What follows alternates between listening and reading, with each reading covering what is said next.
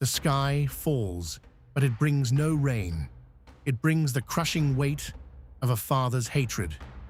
At the world's beginning, Uranus descends like a leaden shroud, pressing his star-flecked chest against the gasping soil. The air is thick with tectonic fear. Within the lightless pressure of Gaia's womb, the Titans are shoved back into the deep, living seeds buried in a tomb of bone. The world groans under the malice of a god who fears his own blood. Will the mother hold, or will this prison forge a rebel cold enough to sever the heavens? Before the sun had a name, Uranus ruled the vacuum.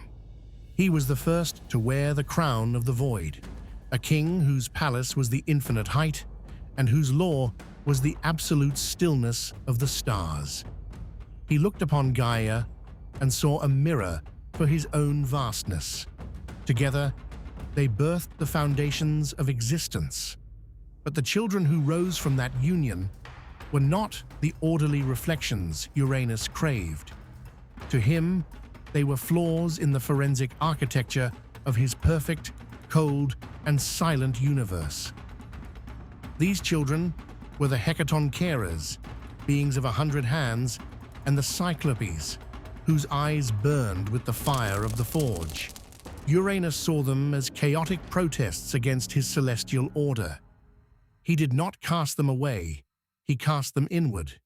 He used his own children as mortar to plug the gaps in his reign, forcing them back into the agonizing depths of Gaia's body. The earth became a living dungeon. This was the first crime against nature, a betrayal of the essence of life's urge to expand.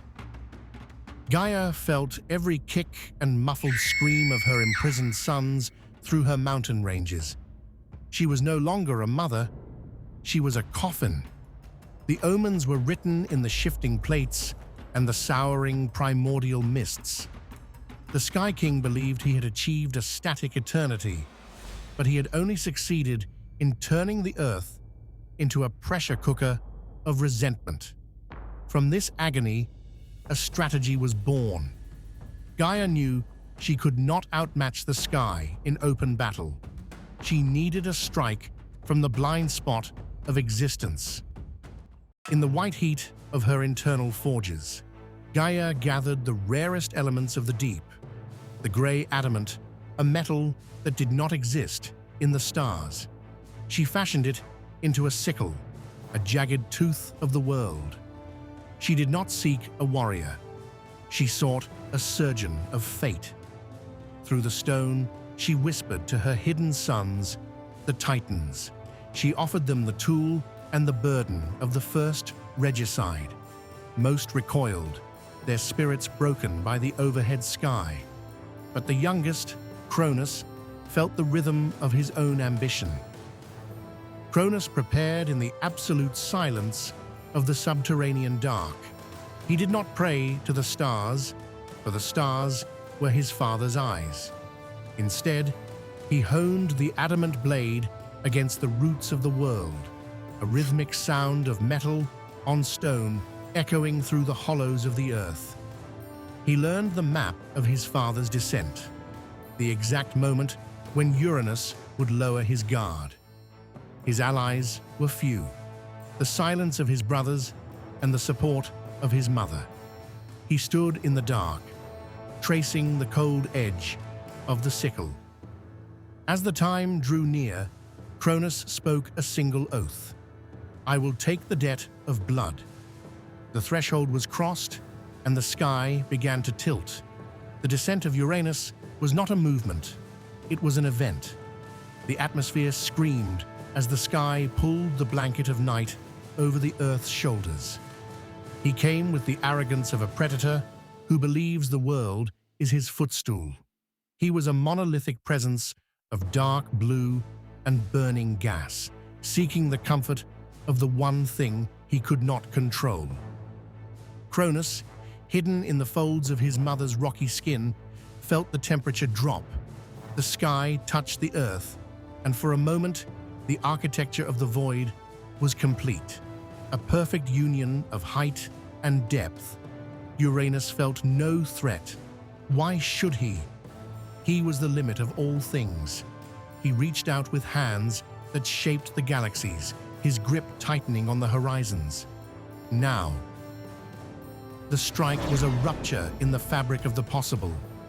Cronus leapt from the shadows, the adamant sickle trailing a line of grey fire through the dark. Past and present collided in the flash of the blade. The blow was not aimed at the heart, but at the source of the father's power, the engine of his lineage, action, severance, consequence. The adamant bit through the divine flesh of the sky.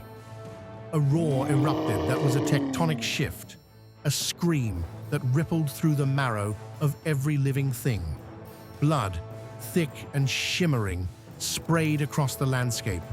Where the ichor hit the soil, the earth recoiled and gave birth to the Furies, the vengeful ghosts of this first treason. The struggle was a chaotic dance of gravity and gore. Uranus tried to pull back, to ascend, but he was anchored by the very act of his violation. He flailed, his star-crowned head crashing into nascent mountains, shattering them into dust.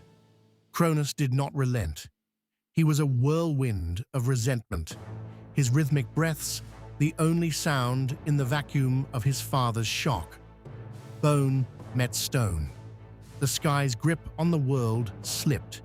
The plan of a clean strike unraveled into a butchery, and Cronus found himself drenched in silver-gold blood. In the height of the carnage, as Uranus was forced upward, Cronus looked into the swirling nebulae of his father's eyes. In that gaze, he did not see the monster he expected. He saw a terrifying clarity. He realized that Uranus did not hide the children out of simple cruelty, but out of a forensic understanding of the future. The father saw the sickle in the son's heart long before the mother forged it. The suppression was a failed attempt to stop the clock. Cronus saw his own reflection in the dying light.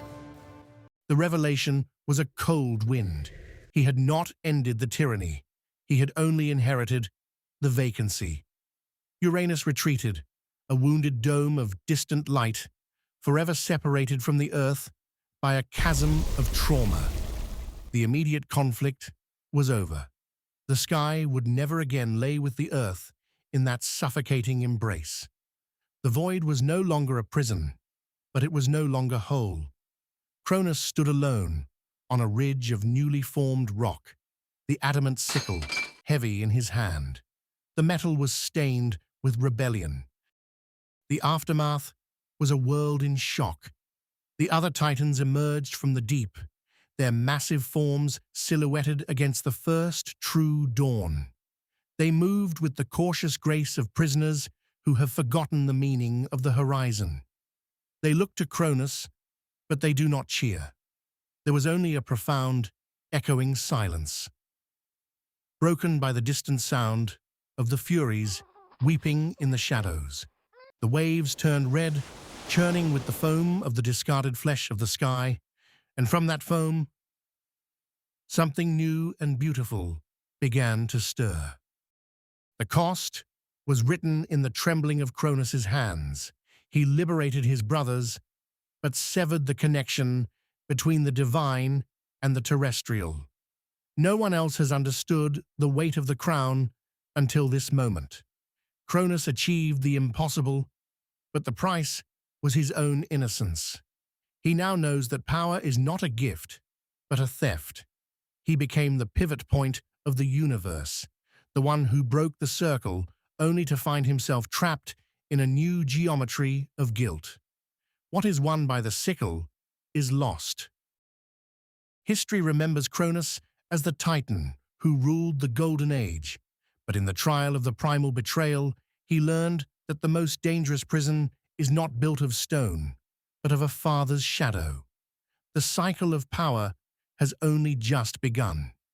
Soon, Cronus will look upon his own children and see the same flicker of rebellion he once carried. A new storm is gathering, a feast of stone and a son who will not be swallowed. Walk with us through the old stories. Subscribe to Saga Weaver, where ancient warriors face impossible choices.